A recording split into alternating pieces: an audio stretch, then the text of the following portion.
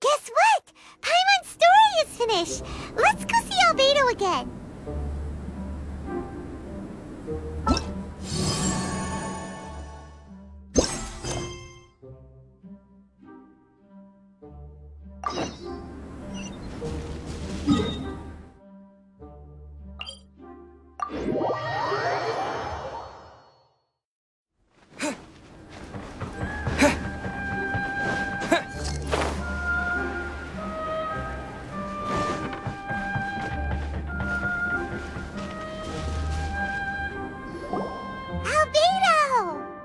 Traveler, Paimon.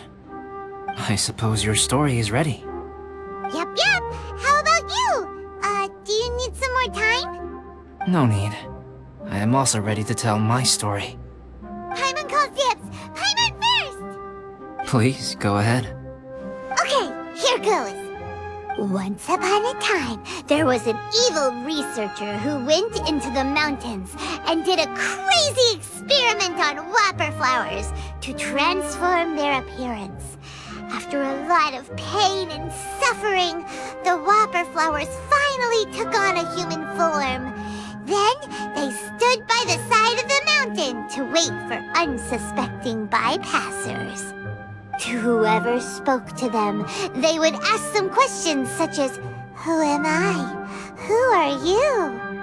If the bypasser got the wrong answer, the last sound they'd make would be a yelp before the whopper flower ate them alive in one bite. Ooh, truly frightening. What the? You two aren't scared at all! Don't go nitpicking, okay? If you didn't like the story, go write your own! In other words, the whopper flowers would ambush and then completely replace their victims. And then what?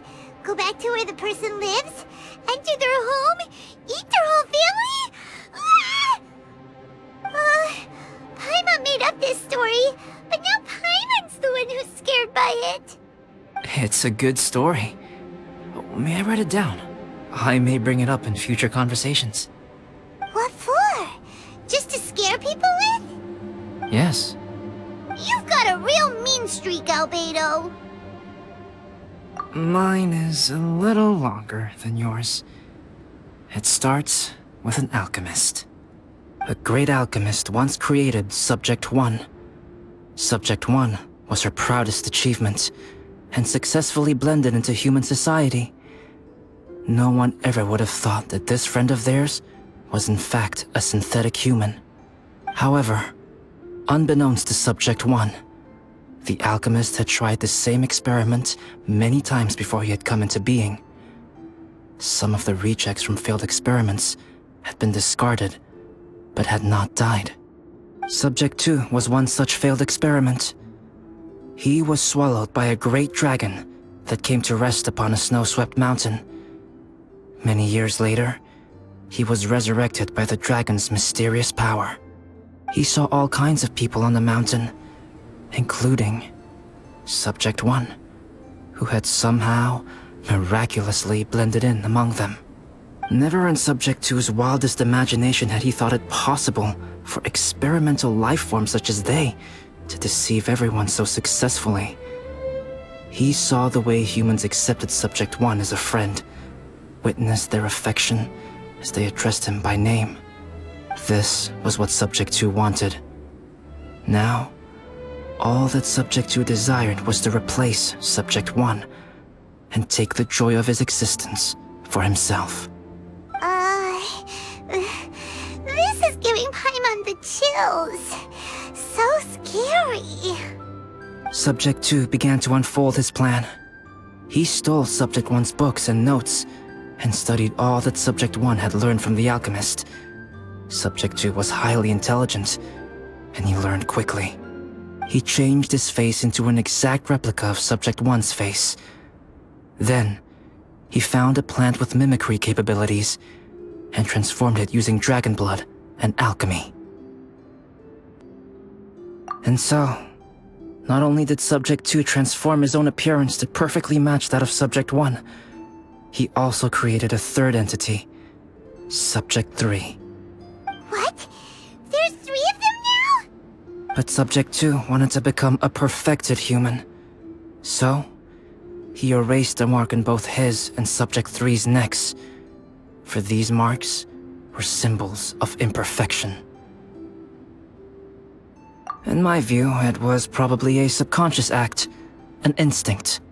He so desperately craved to become a perfect human being that he forgot something. Human beings are defined by their flaws. Subject 2's plan was meticulously crafted. Subject 3 would draw Subject 1's attention. After Subject 1 disposed of Subject 3, he would assume the threat had now disappeared and would let his guard down. The next moment that Subject 1 was alone, Subject 2 would make his move. He would eliminate Subject 1 and become the only one remaining. He would secretly replace the Subject 1 of everyone's memories and inherit his identity, residence, clothing, sword, name, and friends. People would have no idea that the individual they knew had become somebody else from one day to the next. This is way too scary. Paimon's never gonna be able to trust anyone again. But just before Subject 2 could carry out his plan, a unique stranger entered the mix.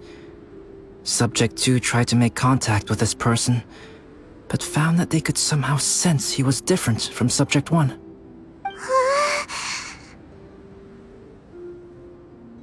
What's wrong? Are you scared? What happened then? What happened to the stranger? He became a new stage in Subject 2's plan. One more person that Subject 2 had to dispose of. It's as if there were 3 identical roses in a garden. Only one of the 3 was a fine specimen, while the other 2 were defective specimens that bore poisonous thorns. In all the world, only the gardener who tended to them could tell which was the good specimen. People do not like poisonous plants. Only a perfect rose can fetch a high price. If the inferior specimens wanted to conceal the fact of their worthlessness, they would have to take the gardener out of the picture, using their poisonous thorns. This is exactly what Subject 2 was thinking. So, he hid in the shadows and waited patiently. Maybe soon, he would get his chance to become truly human.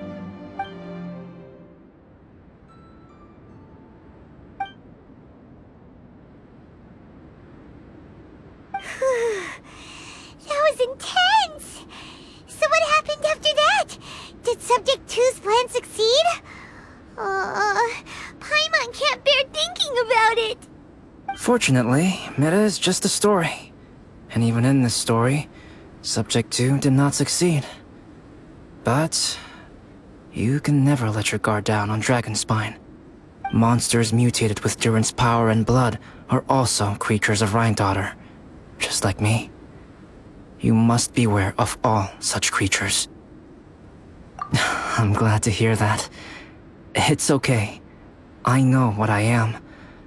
You and I are both different, so there is no need for me to hide the truth from you. The only thing is that sometimes, when I think about how mighty the power of alchemy is, I feel so small. As beings who set foot in this world, how arrogant are we in desiring to control our destiny, and in desiring to create? Is creation an arrogant act, Traveler? If not, why do we call the ones that created us and control us gods? If it is, then what qualifies us to call ourselves creators? How far must we take our reverence and respect, and what purpose does it serve? Nothing special, but whenever I think about it, I feel a twinge of grief. Poor Albedo. Hello? Traveler, are you here? Hey, is that Amber? Thought we might find you here. We're here to deliver a message from Cyrus. There's gonna be a big event down at the base camp, and they want you there too, Traveler. Winter camp is nearing its end. Apparently, even provisional instructors are required to attend. Looks like we need to go, Albedo. Bye for now. Then I won't keep you. I have some things to attend to here, so forgive me for not seeing you down. Don't worry about it. There have been no issues getting up and down the mountain recently. Is everyone ready? Let's not keep them waiting.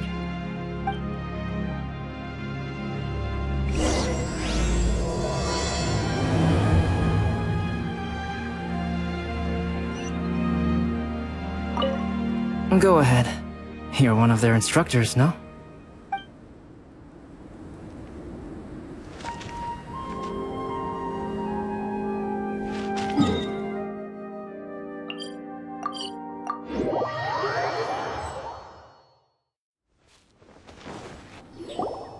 Huh? Who is this guy? Allow me to introduce Joserf. He's Joel's father. Dad, this is that Traveler I was telling you about. The Traveler's helped me out loads in the past, and this time, we even built a snowman together. Joel has told me everything about you. I can't thank you enough. Wow, this is amazing! Wait a second. Why is Cyrus discreetly wiping tears away? And what is Pallad doing here?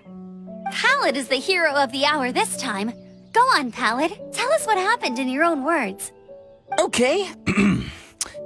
The weather was fine on that fateful day, and I had a feeling that Lady Luck was smiling down on me. So I trusted my gut and set off to explore somewhere new, somewhere dangerous. Because where there is great danger, there is also great treasure. Why does this sound so hard to believe? But I had only been away from the group for a short while when I fell down a slope and just started rolling. Uh-oh. Did my bad luck rub off on him when we ran into each other on the mountain? The place I fell to was somewhere I didn't recognize, and I'd sustained a few injuries. I remember thinking to myself, this is the worst luck I've ever had in my whole life. Then I met Joserf. He'd heard the sound of me falling and came out to see what was going on. Huh? Wow, so it was completely by chance then. I thought he must have been someone from the Adventurers Guild here for the event, but after a few words of conversation, it was clear that he was having memory problems. He didn't even know his own name. The temperature was freezing, and there was no time to deal with all that there and then, so I convinced him to come back to the camp with me and figure everything else out after we got there. We got back to the camp, ran into Joel, and the moment he saw him, he froze for a second with this completely stunned expression on his face, and then he started crying out, "Dad! Dad!" That's when Joserf suddenly started to remember. My memory has still not fully recovered, but Joel and his mother, they are the only ones that I will not, no, that I cannot forget. Daddy. Daddy's right here, Joel. Daddy's right here. Joserf, don't you remember anything else at all? The poor princess, feeding the foxes? I'm sorry. I have no recollection. Maybe it's because of the head trauma. I'm not sure. I woke up and found myself covered in blood. My things were gone, and there was nothing to indicate who I was or how I got there. I crawled into a cave and settled in for a slow recovery. After my legs and feet were a little better, my hunting skills were what kept me alive. Dad, I was so worried about you. I'm all right now, Joel. Oh, don't cry. Daddy's not going anywhere. I'm here to stay. Oh, this is good. This is good. You know what, though? I definitely think my luck got worse after running into Benin on that mountain. I knew it. I just... No. I just meant if it weren't for you, there's no way I ever would have run into Joserf on a mountain this huge. Besides, we got back safely, didn't we? So don't blame yourself. Maybe sometimes miracles can only happen when you get just unlucky enough. Pallad. When did you become such a smooth talker, huh? Huh? Am I? I was just telling the truth. Oh yeah, I want to say thank you to the Traveler, Uncle Cyrus, Auntie Eula, and Auntie Amber. Thanks, everyone. You all helped look after me, and I will always remember it. But I guess I can't take the snowman with me, or it'll melt once it leaves Dragonspine. It's such a shame. Oh, I can help with that. One moment. Huh? Eula? Here, take this. It's powdered rime. Just add it to your snowman, and it will never melt. Wow! Really? Oh, this is awesome! You're the best, Auntie Eula! Dad, I have an unmeltable snowman now! How cool is that? How can I ever repay you all? Thank you all. Thank you from the bottom of my heart.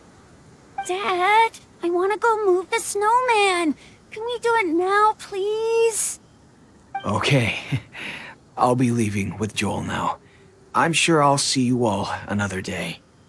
Very well, very well. It's time for Pallad and I to have another discussion concerning his breaches of adventurer discipline. Huh? But Cyrus, I think I kind of made up for my mistakes this time, you know? See you guys! Oh, I made this for you and Amber. Think of it as a winter souvenir. Aw, are you sure? This must be really important to you. Come on now, just take it. No need to make such a fuss. Wow! Now our snowman won't melt either! Great! You're welcome. Just keep it, that's all I ask. Amber and I have some business to attend to now. See you later. See you! Everyone's gone. Seems like they've all got their own stuff to do now. Oh! You know what? We've been on Dragonspine all this time, and somehow Paimon still forgot to ask Albedo about how to make a fruit juicifier machine that could keep the juice fresh. Maybe we should try Timaeus again. He does seem pretty eager to please after all.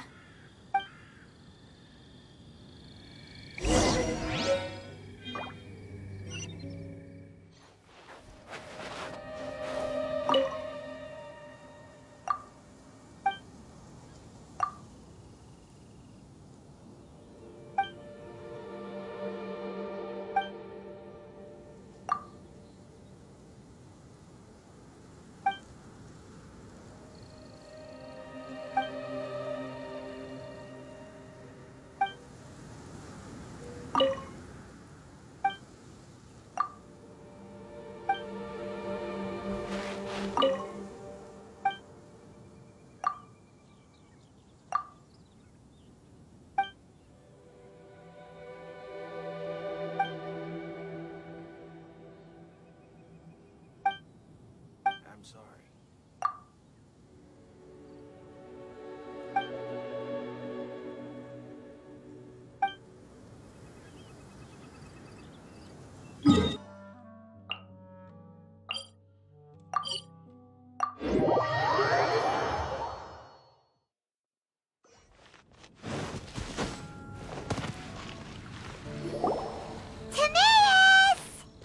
Traveler and Paimon, what can I do for you?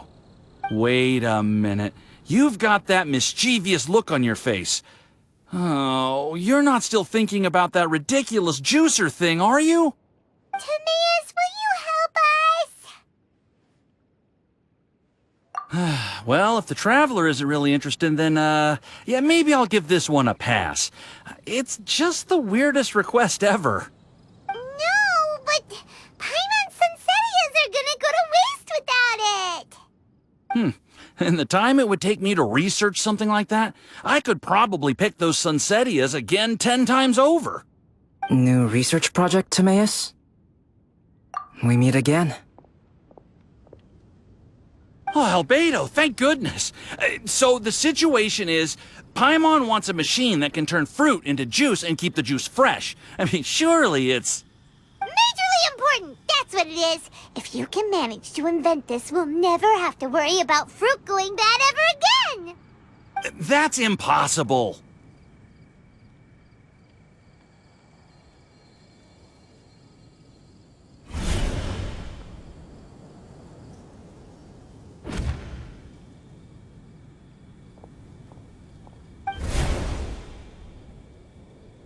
Turning fruit into juice is not hard, but keeping it fresh is more difficult.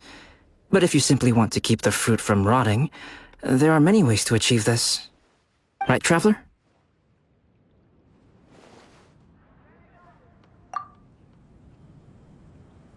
What about his neck? What's wrong? Is there something on my neck? From the look on your face, it's as if you thought I just played a practical joke on you that was in exceedingly poor taste. Albedo, you were saying, how do you stop fruit from going bad? Well, one way would be to bury your fruit on Dragonspine, where the snow never melts all year round. But then Paimon won't be able to eat them! You could always live on Dragonspine. No, too cold for Paimon. Or you can give the fruit to me, and I would take it to Dragonspine for you. But since you don't like the cold, you'd have to send someone else to pick them up when you want them. This is where you come in, Traveler. Suddenly sounds a lot more feasible with other people doing all the work. Okay then, shall we go with that idea? Fruit buried on Dragonspine will stay fresh for much longer.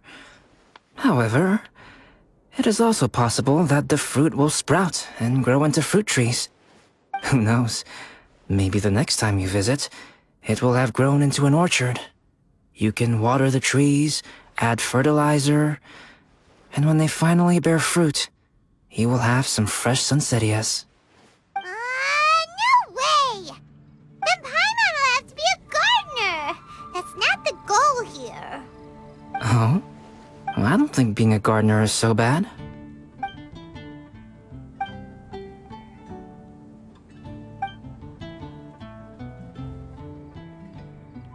Albedo! Stop trying to get your hands on Paimon's super sweet Sunsettias!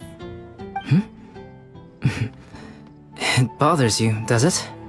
Of course it bothers Paimon! They are the rarest, super-duper sweetest Sunsettias ever! And they're not for you! Okay, but they're just Sunsettias. I think you're only so attached to them because you don't have much fruit of this quality in your possession. When someone's pockets are full and their spirit is fulfilled, they don't easily fall prey to this kind of yearning. Really?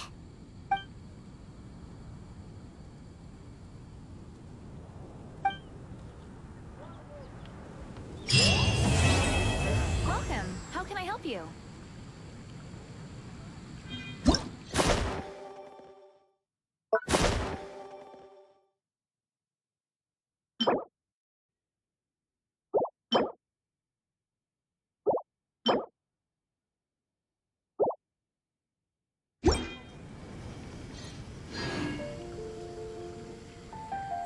Dragonspine is too cold for ordinary fruit trees to survive.